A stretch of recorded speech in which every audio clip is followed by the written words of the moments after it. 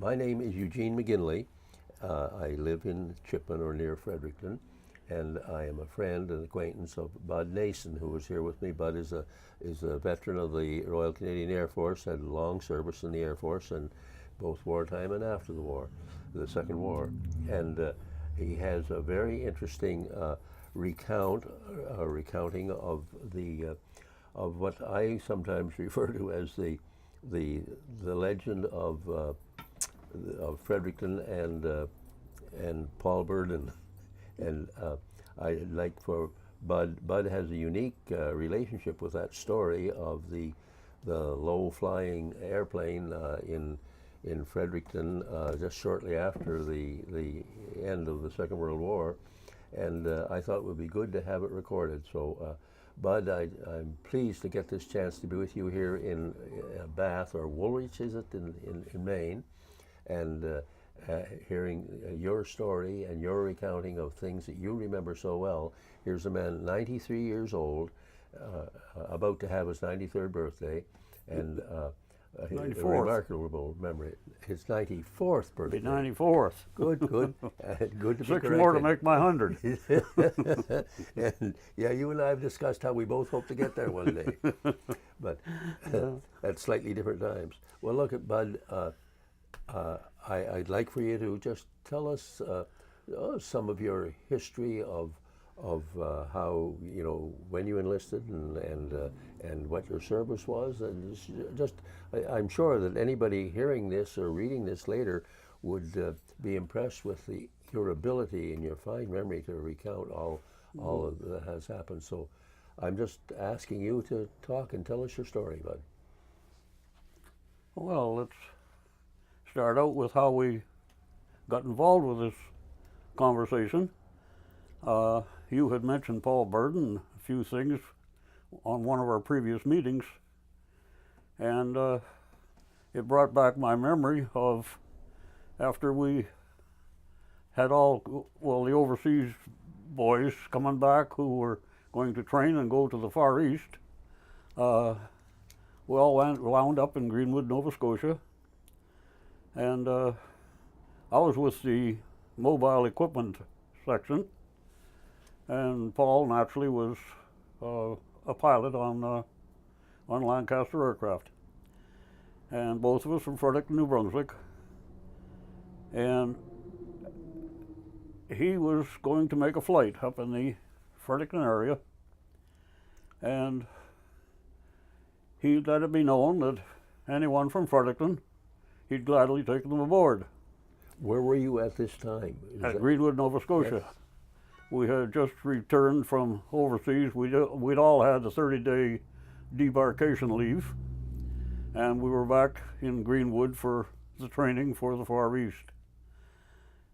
And anyway, I jumped at the chance to fly back over Fredericton. It was something that I'd never done before.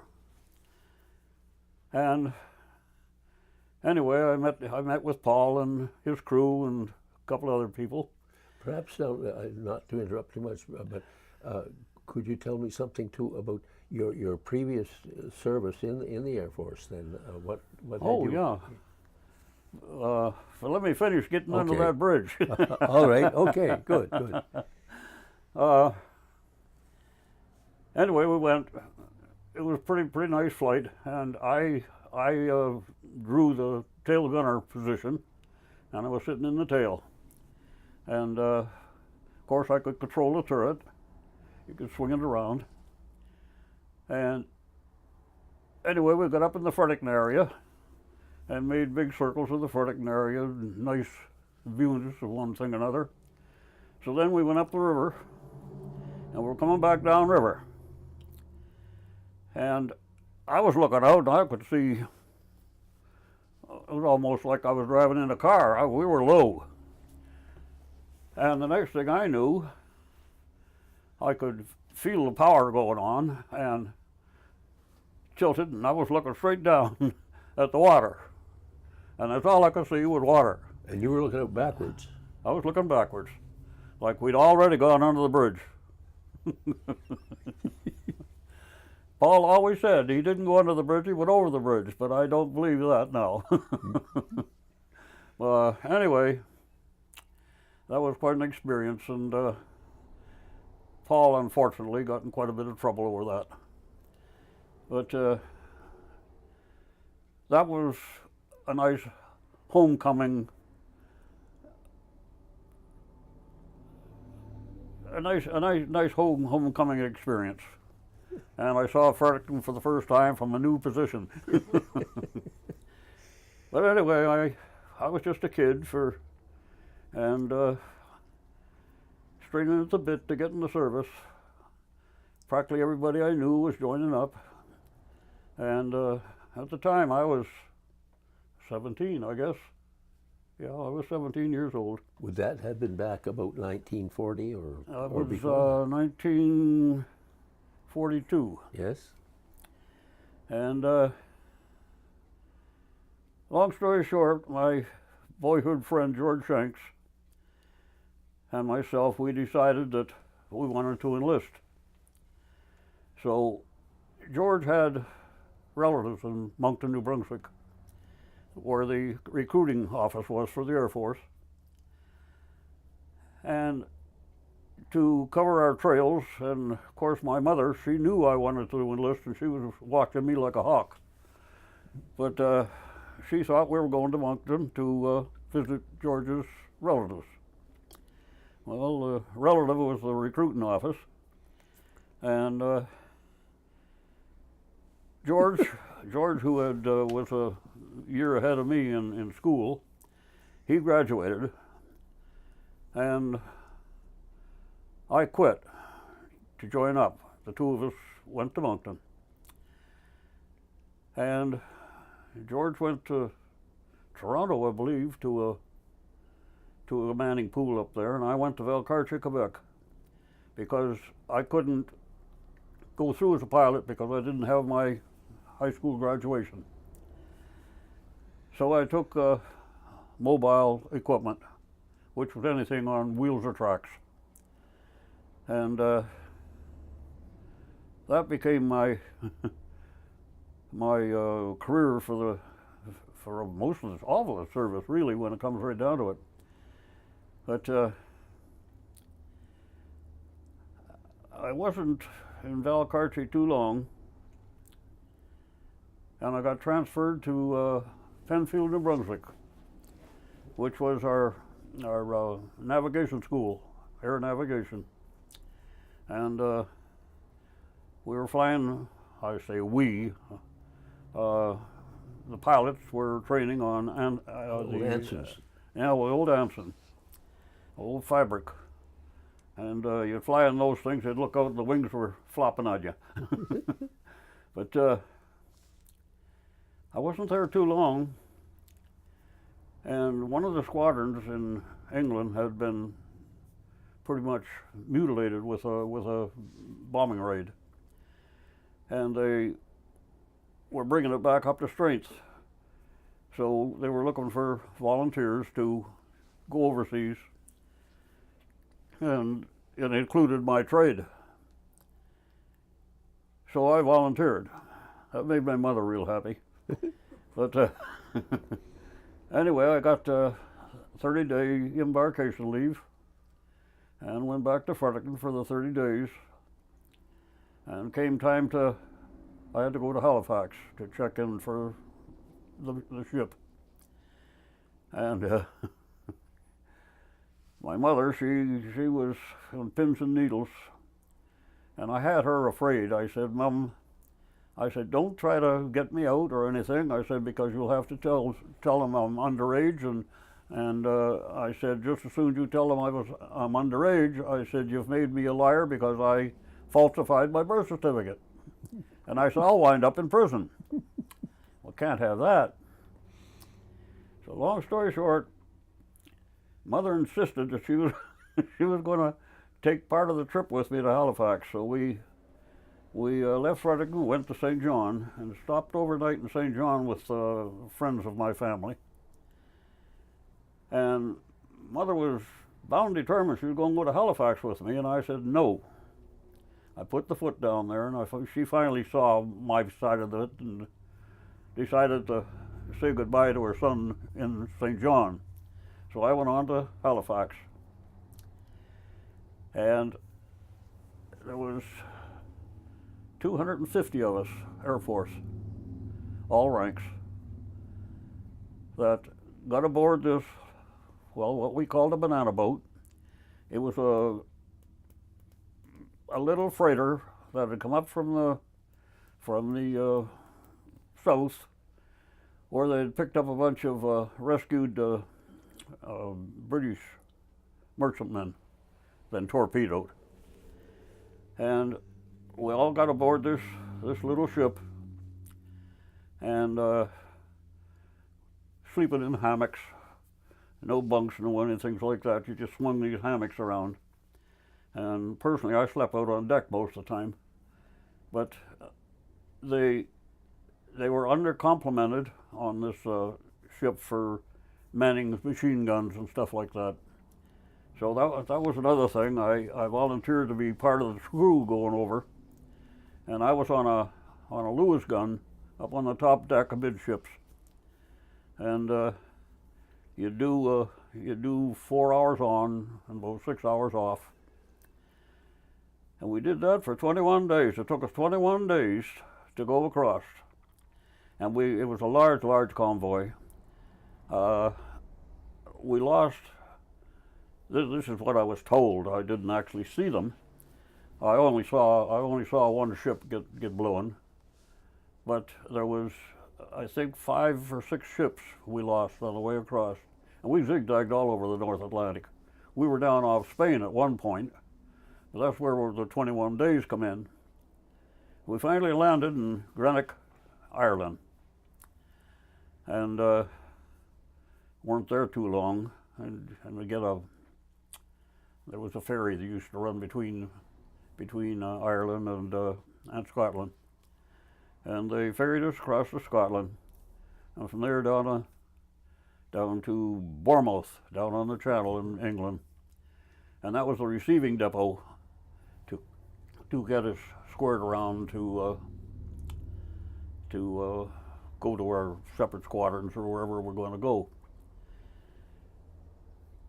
And I and along with a bunch of other fellows went to this 409 squadron, I think it was, or 407. And it was a squadron that had taken quite a beating, and we were filling it back up again.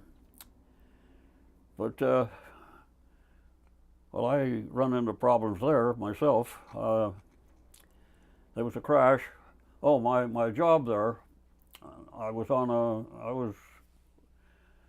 driving the crash truck. That was my job, to drive the crash truck on that particular base. And we got a crash call, and we took off. And the trucks back in those days, they weren't all that great. And above a certain speed, they'd shimmy something terrible. And there were great big wheels, and well, it would come right up through the steering wheel. It was a job to hold them. And those little narrow roads over there in England, and this was down on the Wash in down in Norfolk. And all of a sudden, well, I was going along about I don't know, maybe 55 miles an hour at that particular time, and at 50 it started. And I was fighting it something terrible. And as I was going around this bend, all of a sudden the wheel started spinning, and it was loose. There was nothing. It had disconnected. So there I was, and there was this British boy. He was an English boy.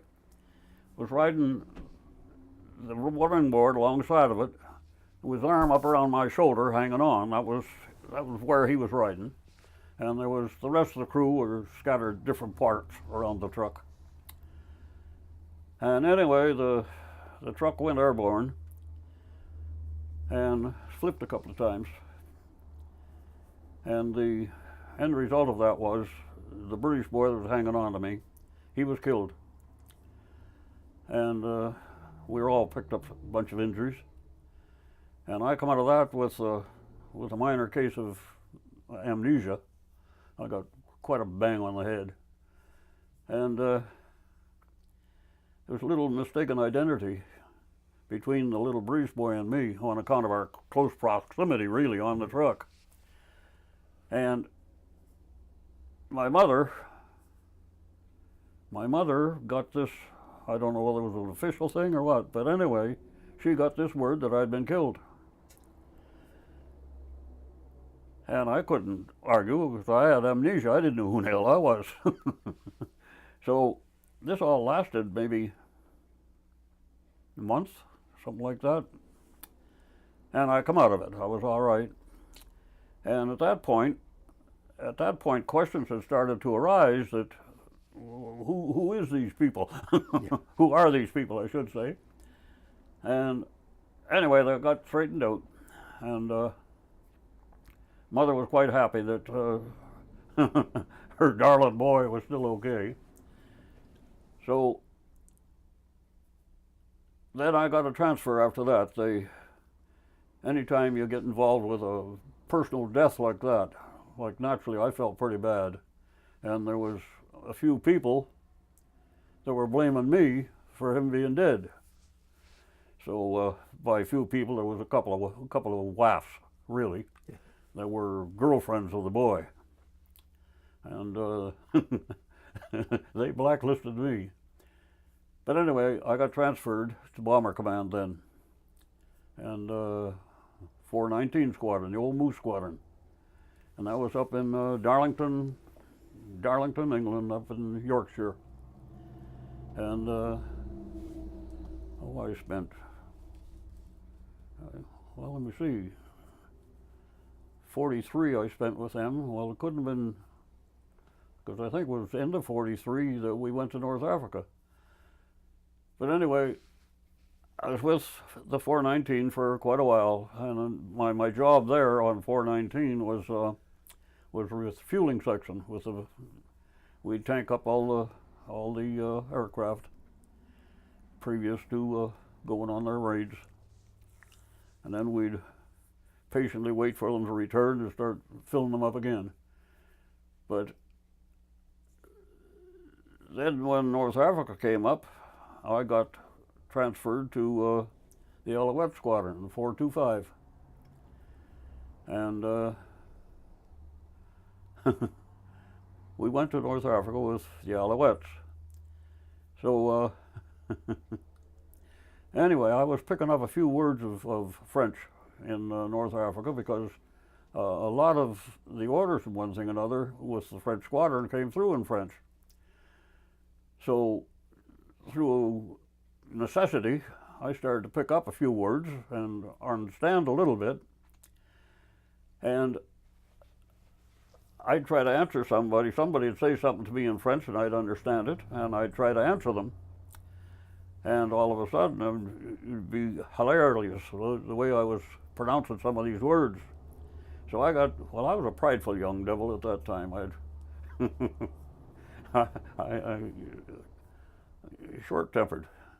But they'd laugh at me, and the last time it happened, I said, "You guys can all go to hell. I'm going to talk English from now on, and if you understand me, okay, fine. Otherwise, so be it." So anyway, I finished up quite peacefully the rest of the time in North Africa. We had a couple of aircraft that blew up on the base, and it was sabotage type of thing, and kind of a good experience. But then we only spent, I think, 8 months in North Africa, and then back to England. And when I went back to England, all we transport people, we went with the headquarters division at that point, and we were serving 2 or 3 squadrons, like hauling bombs, well, everything that needed to be hauled, we were hauling it. And then the war finished up there in 45, and the word come around, well, orders come out, that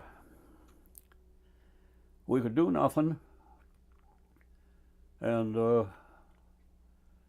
take our chances when we'd go back home or back to Canada, or we could volunteer for the Pacific and go home immediately for 30 days leave, or we could volunteer for Army of Occupation, which had a few things to brighten it. So, well, naturally, well, I'd been overseas for 4 years then, and getting a little homesick by that time. And oh, and I got married there to boot. Had a daughter coming along. Of course, I didn't know that at the time. But I left my pregnant war bride in England and come back to Canada, and we went to Greenwood, Nova Scotia for well, getting trained to go to the Far East, what we had to know about being out there. During my 30 days leave, when I was, I guess about the time I was landing back in Canada, my war bride, she had the baby, and it turned out to be a daughter. And time went on, and she got involved with an old boyfriend from before the war. They went to school together, etc., etc., etc. Anyway, she got pregnant. And at the time, well, I was getting quite involved with all the Canadian girls at that time. And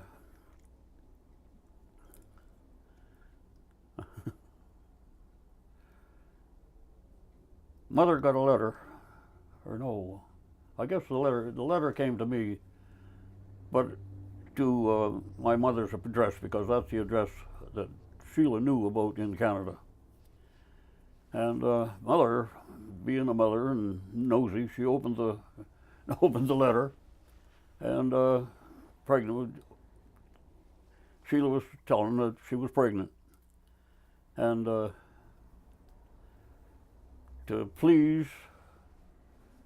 for me to please partially forgive her and don't stop her from coming to Canada. So I had no hard feelings in that respect, so I said, I won't stop you. We'll just let this all go to history. Be another thing to go under the bridge. So anyway, Sheila, she came to Canada, and I went to Halifax and met her, and met my new daughter,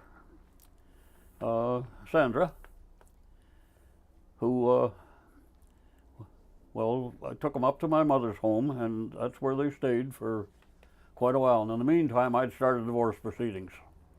And needless to say, there was no questions asked. I wasn't even in the country when she got pregnant, so I didn't have to prove too much. So anyway, the judge, the divorce proceedings, the judge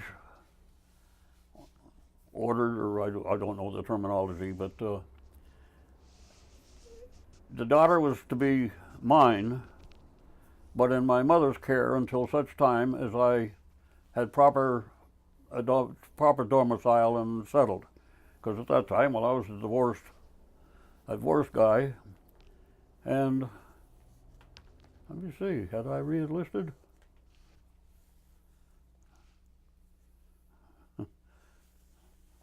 In other words, during this period, the latter part of '45, I got my release from the Air Force, and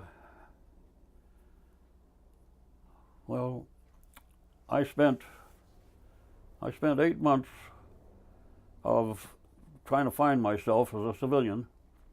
I think I had 5 jobs altogether during that 8 months, I'd work a couple of 3 months or a couple of 3 weeks or something like that, and this is not for me, and I'd quit. And one of my jobs that got quite interesting. A.B. Levine, who was a Jewish fella up in the Jew part of Fredericton there. He had quite a business. He was into cattle, everything. And he needed a chauffeur. So I chauffeured him for, I don't know, a month or two, something like that. Not too long. But anyway, that finished me up as far as jobs were concerned. And I'd gotten, the Air Force at that time was trying to rebuild because so many people left, and they had to sort of build it up again a little bit.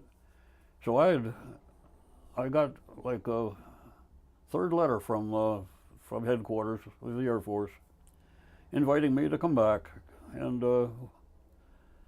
anyway, it was about the third letter, and about the end of my my sojourn with old Avy, that I figured, oh damn it, I grew up in the Air Force, I might as well go back and do some more. So I re-enlisted. That was in October of '46. Yeah, October '46. And they sent me over, well, I re-enlisted in Halifax, and they sent me across the bay to Dartmouth with the Marine Squadron over there. And I spent 4 years over there with them. And it was during that time that I had met my wife, the mother of the rest of my children, Glenna, and went back to Fredericton. We got married in Fredericton, and she came down to Dartmouth. That's where we lived for, I guess I was there 4 years, 5 years, and then transferred up to Summerside, Nova Scotia, or PEI, and another 2 years there. And that was an interesting spot. Like in the wintertime, I don't think anybody got any more snow than PEI got. But Glenna was pregnant with Tanya. And it was getting pretty close to time, and we were having these god-awful snowstorms. And I'd shovel out the car, have the car ready so I could get out with Olga, or with Glenna. And come on this night. That's the night that Olga or Glenna's labor pain started, and the car was buried after me shoveling it all out. Another snowstorm. So fortunately, I was able to get a taxi in. But anyway, I thought that would be an interesting thing, that all that snow to try to give us a hard time for birth. But it was 2 years, a couple of years anyway, at PEI. And don't let me distract you, but now you mentioned Tanya. Tanya. And she's the daughter who is now a nurse living in Ontario, Kitchener, and is here visiting with you this weekend, and is just not here at the moment. But we met her last night. Yeah. Yep. Okay, back to your story. But the snow in Prince Edward Island. So anyway, I got transferred up to Goose Bay, Labrador, and actually that was a dream posting for me, because I'd heard so much about the hunting and the fishing and what have you up in the far north. So I was quite happy to go up there. But naturally, my family, they had to stay in PEI until such time as we could get domiciled in Goose Bay. And they were building some more PMQs up there. And I was in line to get one of those PMQs as soon as they were available. So during this time, I flew down to PEI. Oh, I guess I only made the one flight down. The second flight, something come up. There was this. They were training pilots or navigators. I just forget which. But the aircraft was up in Goose, and they were going to Summerside, and then they were going to come back up again. And anyway, I asked them, I said, can I fly down to Summerside with you? Oh, sure, no problem. So, right at the last minute, I was practically getting on the aircraft, and a car come roaring up, and there was a message from the engineering officer that, well, I was needed. At that time, well, I was in charge of all heavy equipment in Goose Bay at that time, and looked after all the roads and grounds and getting rid of the snow and all that sort of stuff. And, well, my job was quite important. And although I had a few corporals that are damn good, this needed my attention. So that took me off the aircraft. Well, somebody up there liked me. That aircraft crashed in Summerside. And my son Wayne, he and a couple of his friends were at the end of the, sort of out on the side of the tarmac, and they seen the whole cotton picking thing. And I had made a quick note and gave it to one of the guys on the aircraft, and I said, see, my wife gets this when you get there. It was, oh, I forget what I put in it, but it's never mind anyway. But one of the things that has sort of come off to the side, somebody picked that letter up at the crash site. And for some reason or other, they thought I was on the aircraft. And of course, it was quite a mess, and it burned to boot. So there was a couple of guys there that were unidentified. So it was a few hours before they realized that, well, I think somehow somebody got in touch with me in Goose. And I said, I'm fine, I'm here. But it caused a bit of flurry in my family back on Summerside there for a few hours. But once again, somebody up there like me took me off the aircraft. So anyway, altogether, you're only supposed to spend 3 years up there in isolation, but they didn't have anybody to fill my position up there. It's quite involved, and you need snow removal experience and roads and grounds experience and that type of thing for that type of job. And there just wasn't another senior NCO that had the qualifications for a while at that point. So they asked me if I'd volunteer for another tour, and I said sure. I was having a ball up there. The hunting and fishing was fabulous. So anyway, I did another 3 years, and 6 years altogether up there. And then it was coming up, and coming out of isolation, you get they ask you where you would like to go, and you get a couple of choices. Well, I'd never been on the West Coast, so I said I want to go to the West Coast.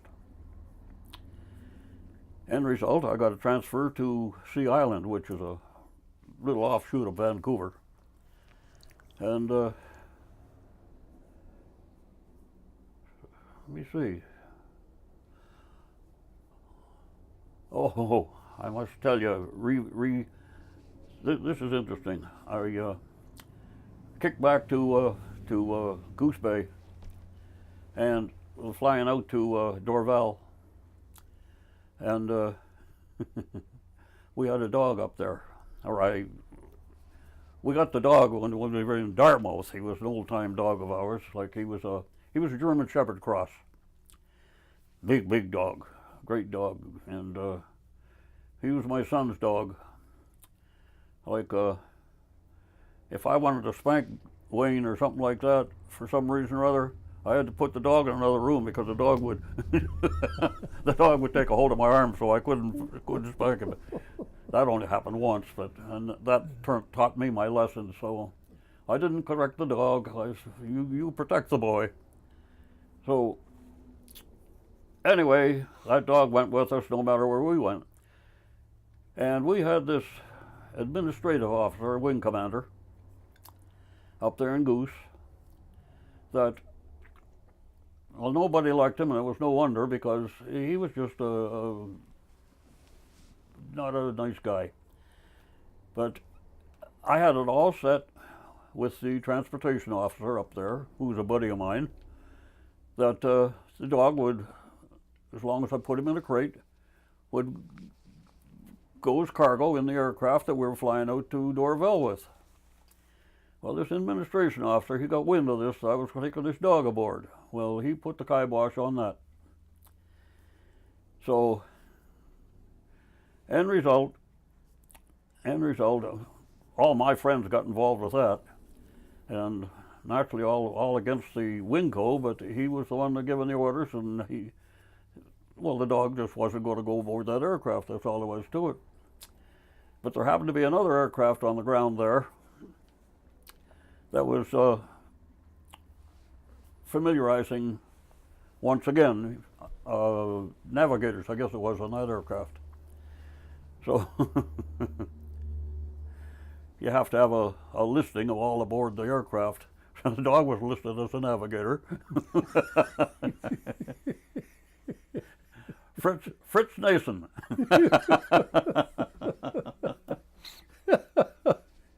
So anyway, me and the dog, we jumped aboard that aircraft, flew out to Dorval, and Glenna and the kids, they got on the regular passenger plane and flew out, and I'm already there, and I greeted them when they got into Dorval, and in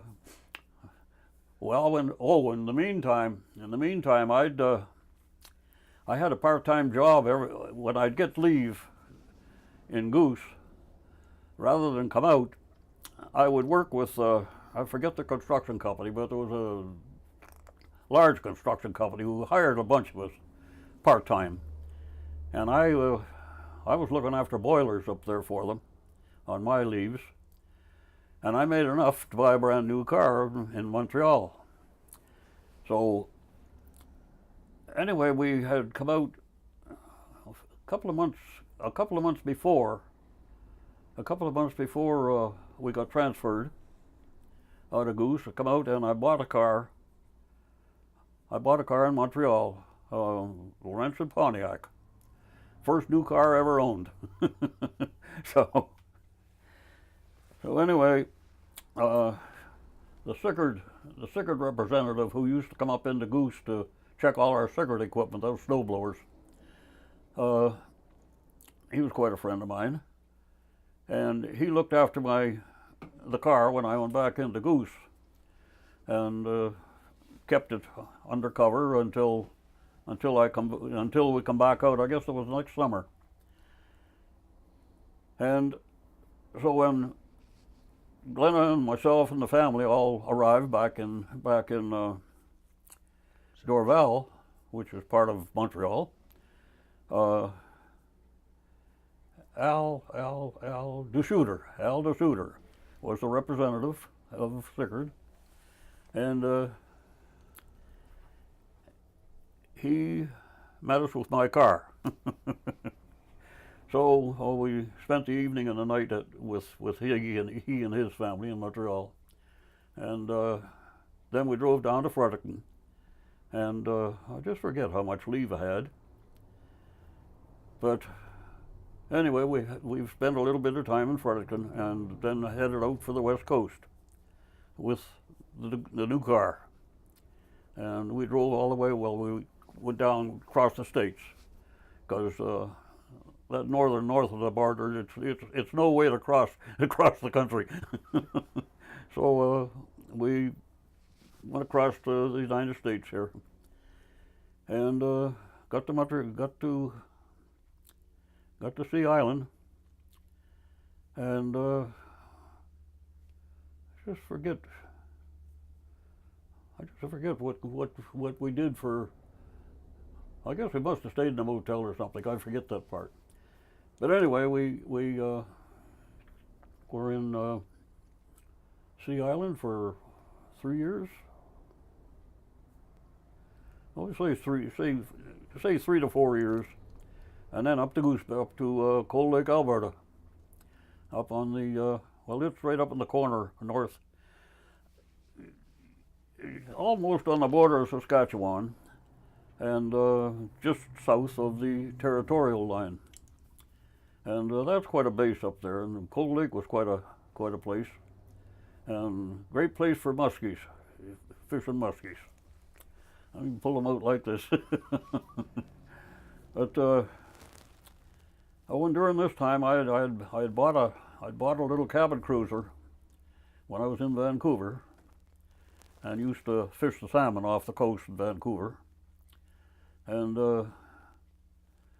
brought that boat up to Cold Lake, and spent some wonderful times out on the lake with the boat.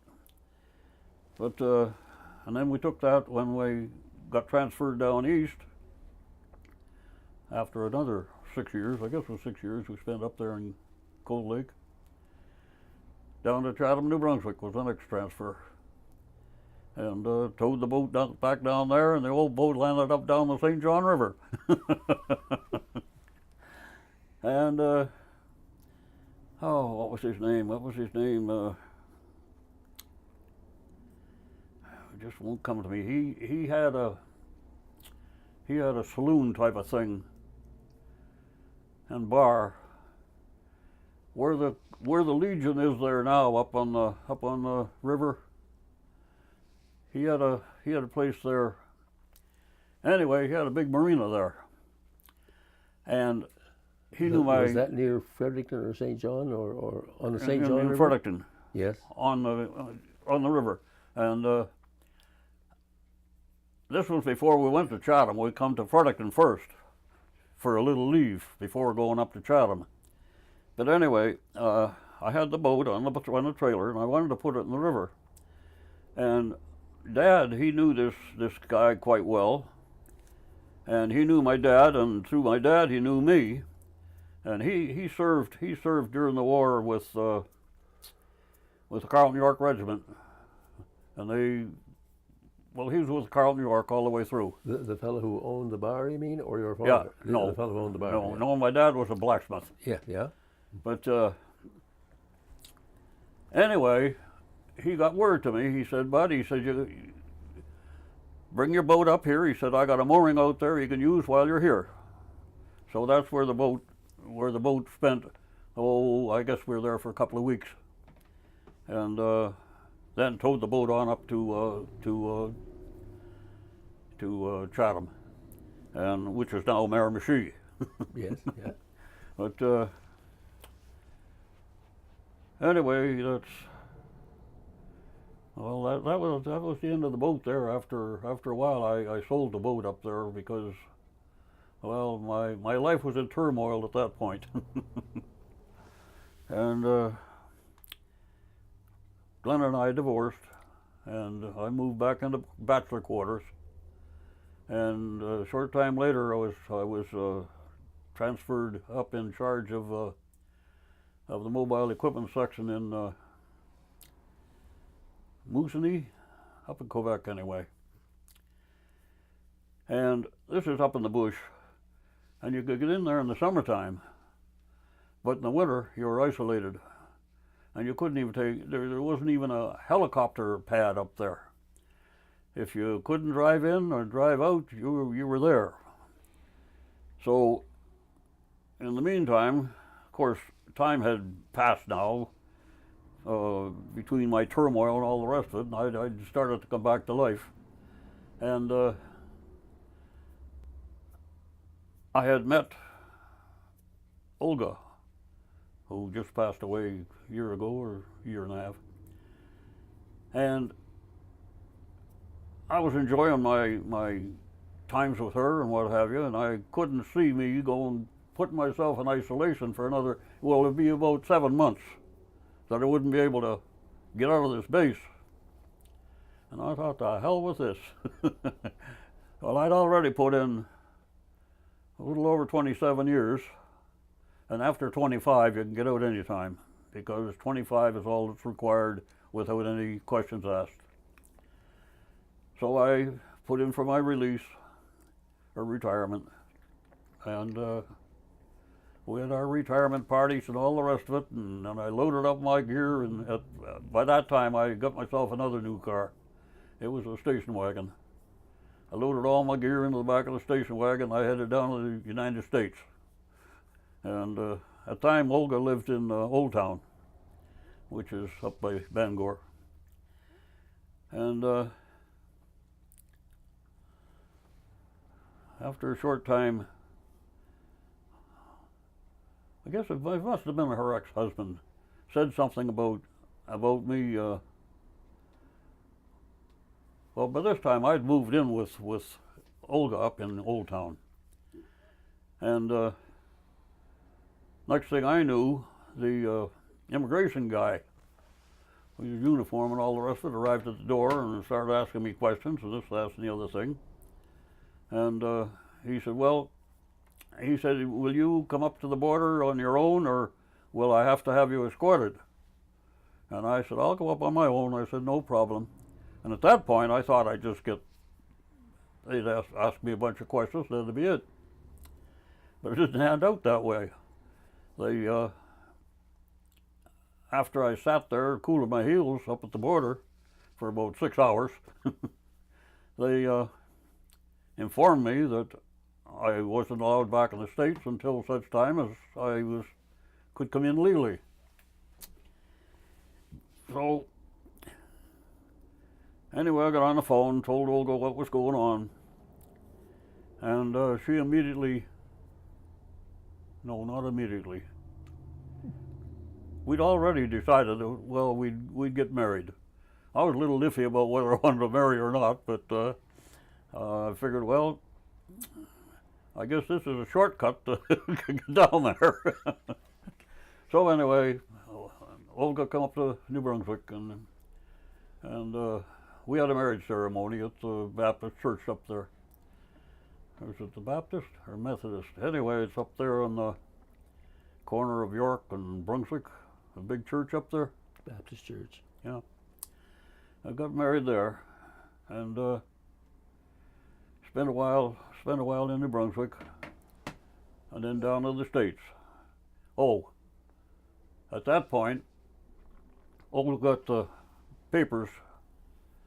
Got the paper someplace, I don't know where, but anyway, for me to get a green card. Long story short, I got the green card and came back into the country legally, and I've been here ever since, 50 years.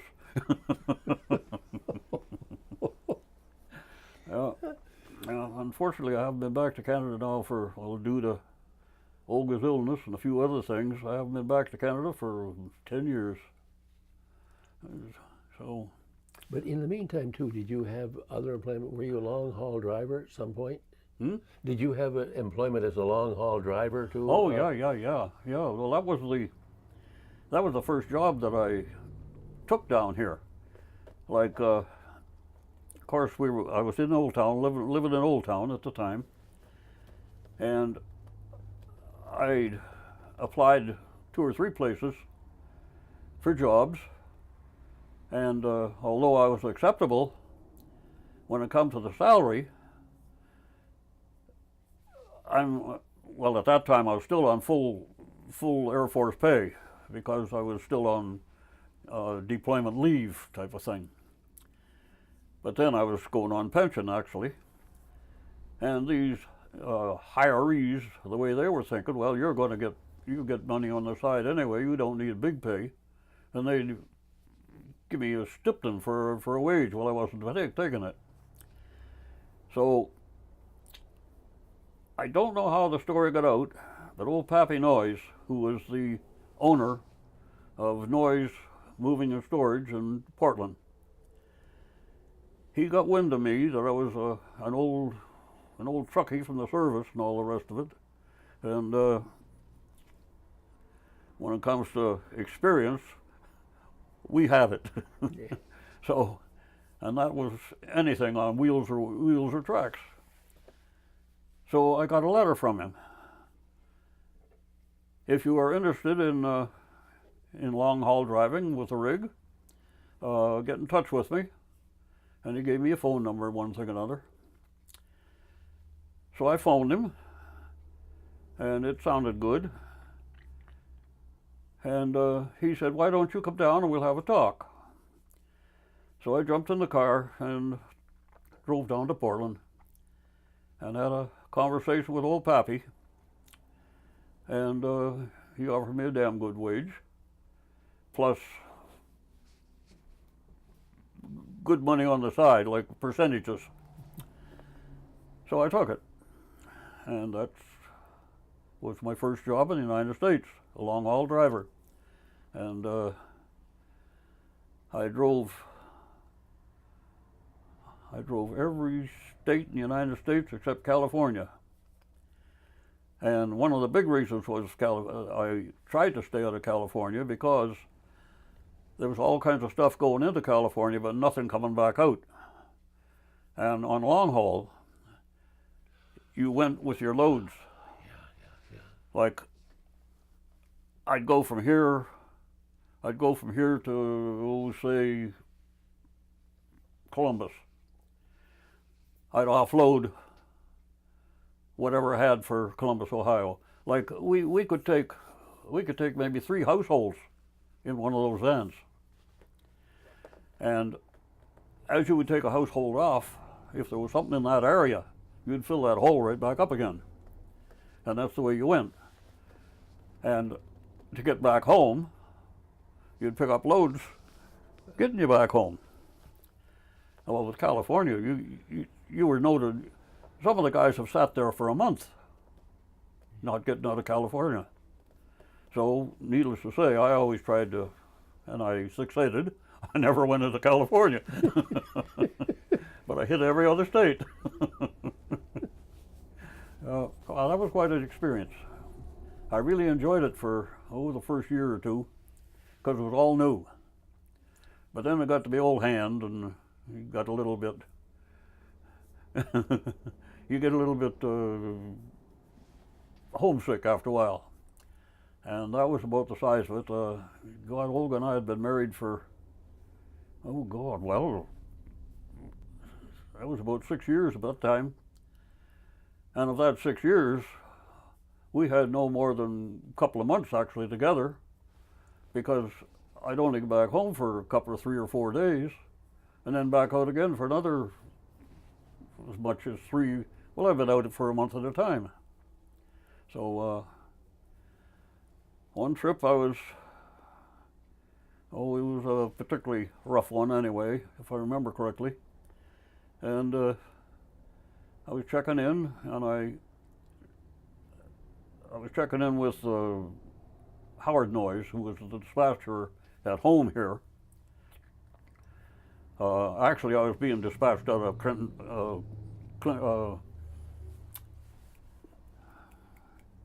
of Missouri.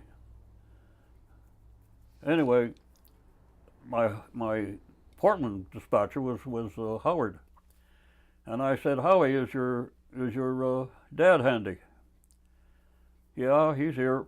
So I said, "Would you put him on, please?" So I talked to old Pappy, and old Pappy, he still had that old country twang of his. Bud, he used to call me Bud.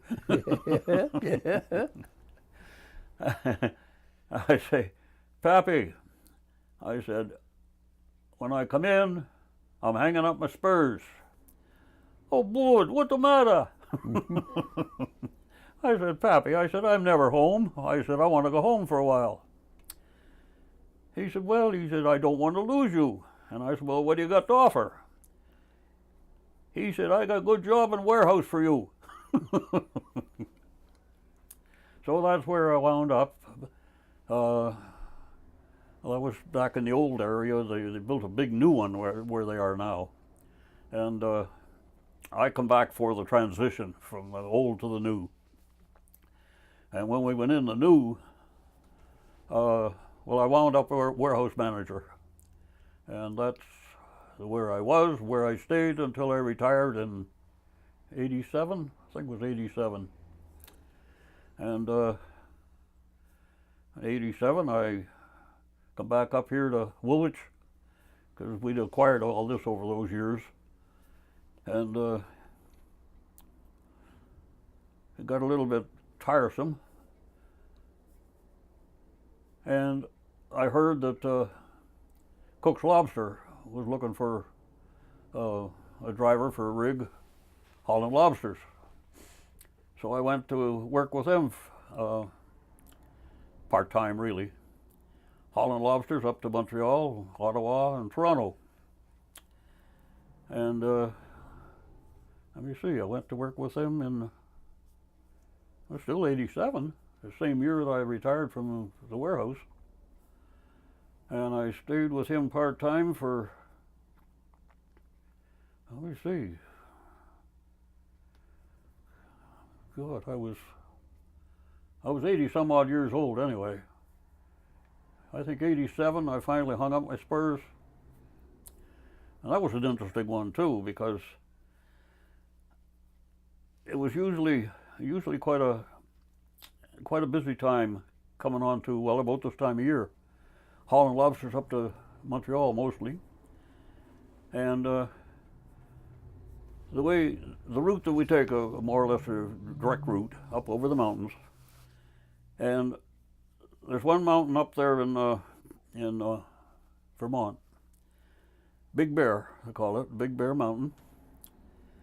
And you, oh God, it's about 5 miles up, and you reach the pinnacle, and it's flat there for a few hundred yards, and then you're down the other side. Nice, great big wide road. And down at the bottom of this, about 6 miles down, a hairpin turn. You go down and boom.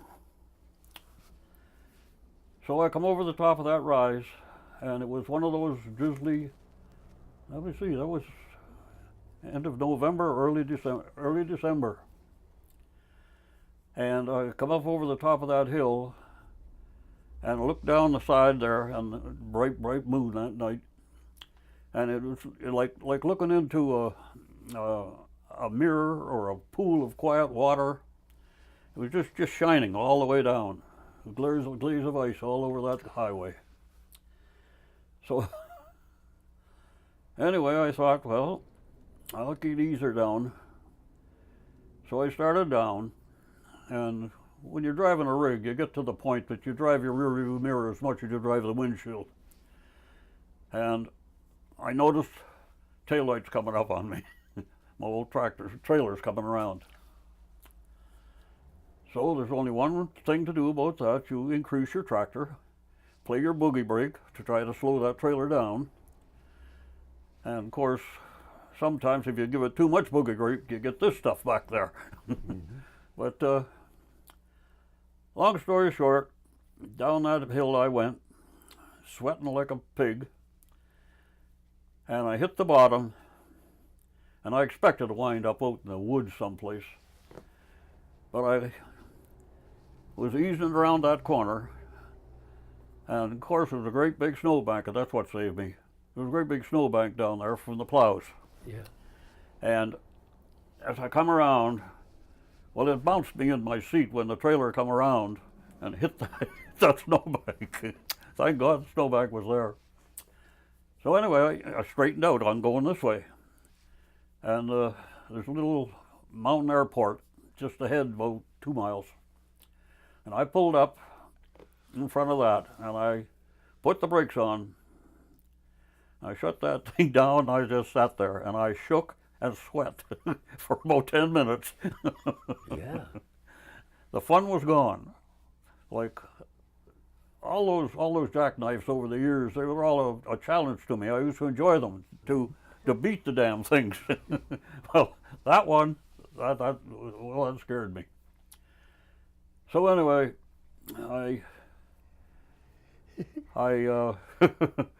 when I checked in with the boss coming back, I said, "This is it. I'm done."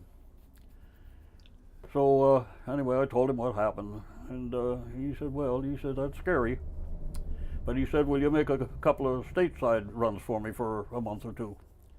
So I made a couple of 3 statesides down to New York or Connecticut, easy stuff, and did that for another, I guess only about another year, and I've been retired ever since. That was it. Well, you sure have had an interesting career. It's been a nice life, Gene, really. Some pretty rough spots at times, but I tend to think of the good ones rather than the bad ones. Well, I see you're that kind of a person. Yeah, well. And you do look at things very positively. Look, I was thinking as you talked and as I explained to you before we started the interview, that I just wanted to hear you give your story, and of course the thing that brought us together was the Paul Burden flight, and I personally heard Paul say that he, how Paul would kind of stammer a little, and he said to me that he wouldn't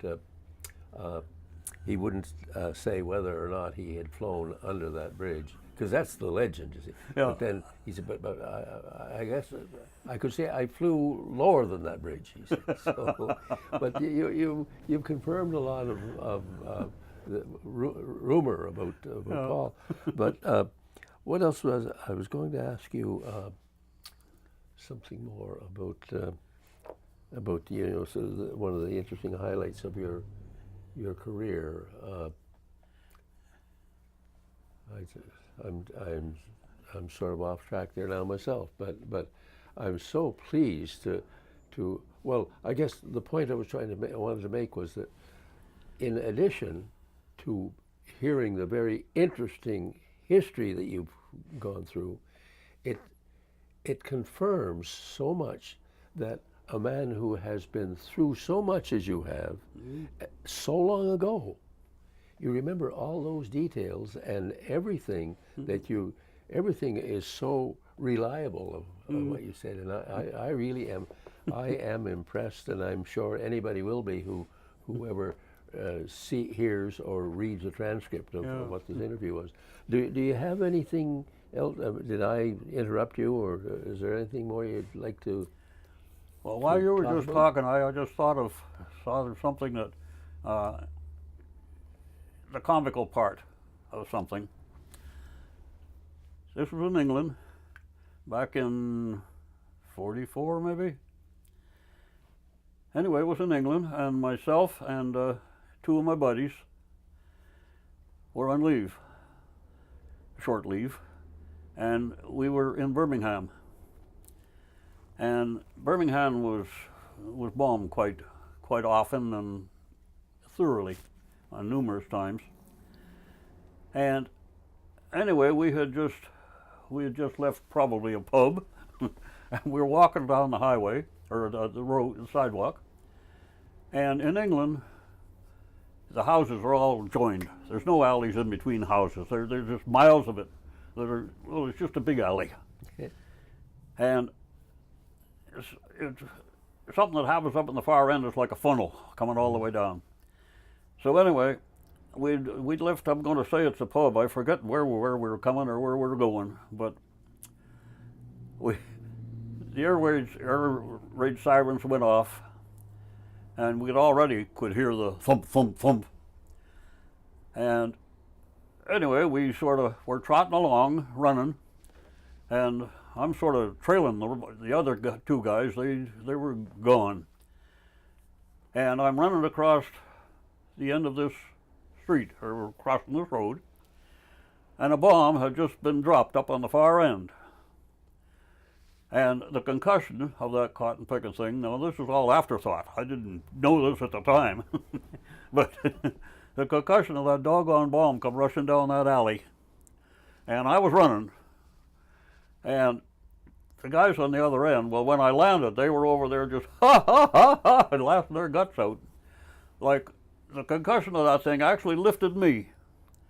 And while I'm airborne, I'm still running. And when I landed, I'm still running. And that's when I reached them on the other side. They're busting their guts laughing. But they had survived the thing, though, too. It was, well, this is the way we used to look at stuff like that anyway after the fact. And as I thought of it myself, I started to laugh. I couldn't help it. One of the sad instances, though, that I think I recall you mentioning it one time, your friend with whom you had gone to Moncton and enlisted, he became a pilot. Yes, and he went to England as a fighter pilot, and Had he been flying Spitfires, or? he was flying Mustangs at the time, and he had been shot up pretty bad. They were on escort to bombers going over, and he got involved with something and was shot up pretty bad, and he was coming back to England and coming across the channel in pretty bad shape. He was limping. I learned this from other people that were on the raid. And a German fighter spotted him coming back across the channel and shot him down. And he went down in flames in the channel. Now, I did some investigating because his mother got in touch with me. She knew we were both fairly close in England. And she had gotten the word that he was dead or been killed. And she asked me if I could check it out and see what actually happened to George. So that's how come I know a fair amount about it. I got in touch with the squadron, I got in touch with some of the guys and learned the story. Well, let me ask you about another thing too. It really had a bit of comedy in it. The Lancaster bomber was a 4-engine bomber, wasn't it? Yeah. Do you recall the stories about the? Did you ever hear the stories of how a policeman, or I don't know, he's a retired policeman, or whether he was active then, RCMP or whatever, who was also a friend of Paul Burden's, but was asked to testify about what he had seen that day? When they were trying to determine what kind of a plane it was and who might have been the pilot? Well, I mean, the idea of how many engines were on that plane. yes. Well, for this man to just see 2 engines, he had to be looking at that straight ahead, because there were 2 engines on the other side of the fuselage. Yeah. And there were 2 engines. No way would we be we'd be down there under that bridge anyway, because we'd be like this. Yeah. No, that sort of backed me up. Like I